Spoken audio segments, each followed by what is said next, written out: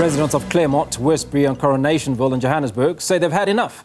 Despite the mayor's 7-day deadline to restore reliable water supply, taps remain dry and frustrations are boiling over. The Joburg Crisis Alliance is now demanding the resignation of both the mayor and the MMC for water and has even called on the president to step in.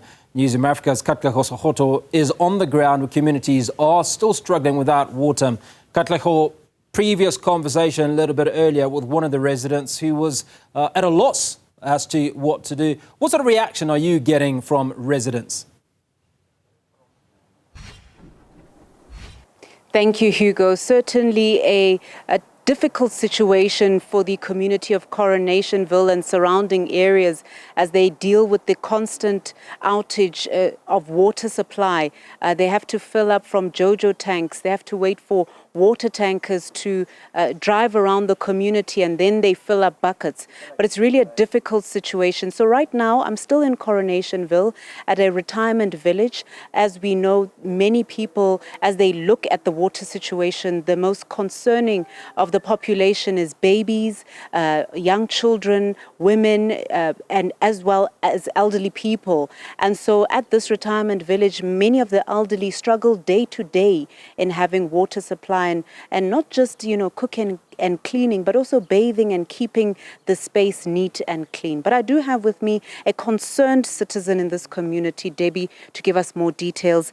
Debbie, just tell us the situation at the village and how dire has it become? At the village, at the moment, no water for our old people here. With the no water situation, the whole grounds has been filthy because it doesn't get upkept, doesn't get cleaned out. Who must clean it? Certainly not the old. They're struggling already with getting water from a JoJo tank or the trucks. Now must they now clean the yard? Must they fix up wherever the city of Johannesburg is supposed to do it? So we as concerned residents just stepped in because Auntie Julie from the old age home put a plea out on our community and said, guys, look at what the filth we have to live in. Yes, rats and mice and everything that goes with it. It's here. How must old people survive? How must they do this? It's not right. So we have decided to actually come and clean up here on their behalf.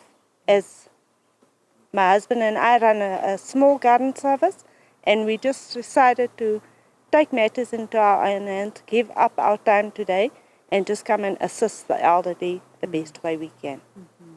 And Debbie, considering what water means, it means cleanliness, it means dignity. Without that, how do you help old people in terms of filling up buckets, going to water tankers? And I imagine that's a hard labor to do every day. It is hard because these old people can't lift those heavy buckets for themselves. How must they lift the bucket to throw the water in a cistern for a toilet, to flush it? Imagine that. We're looking at 77-year-olds, 80-year-olds. It's not right. We can assist the best way we can as community members, but we're not here all the time, so we won't know what other needs or what they're going through, Debbie, what's your reaction to the mayor first giving us that 7-day deadline and then not meeting that deadline to supply water? That was this past Friday. Now saying it could take 3 weeks. Just your reaction to the moving deadline. I must say I was very disappointed when 7 days came and we still had the same problem, because we gave him the benefit of the doubt as a community.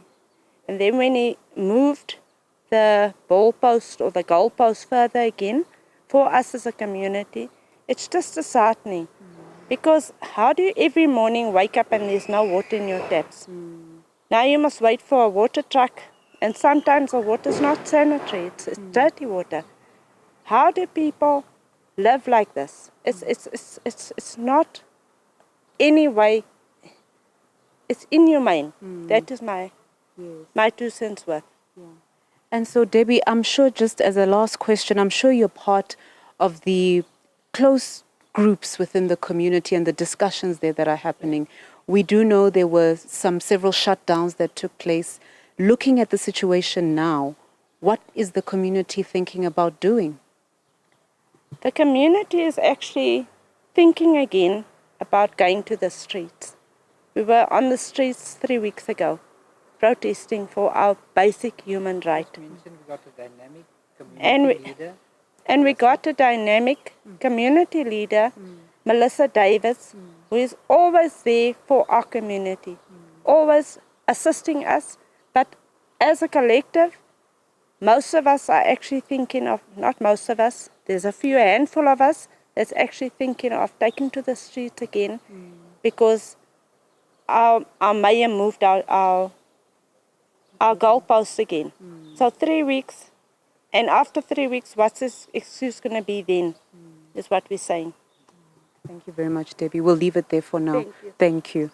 So, Hugo, as you heard there from Debbie, who really calls herself a concerned and frustrated community member here in Coronationville, saying that the community even considering going back to the streets because that 3-week deadline again, much too long for residents to live without water.